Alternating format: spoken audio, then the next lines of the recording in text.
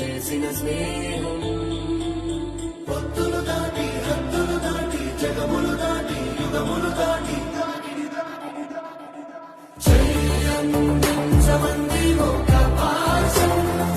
రుణ పాశం ఇది విలాసం చెయ్యందించమంది ఒక పాశం రుణ పాశం ఇది విలాసం అడగాలే కానీ ఏదైనా ఇచ్చే అన్నయ్య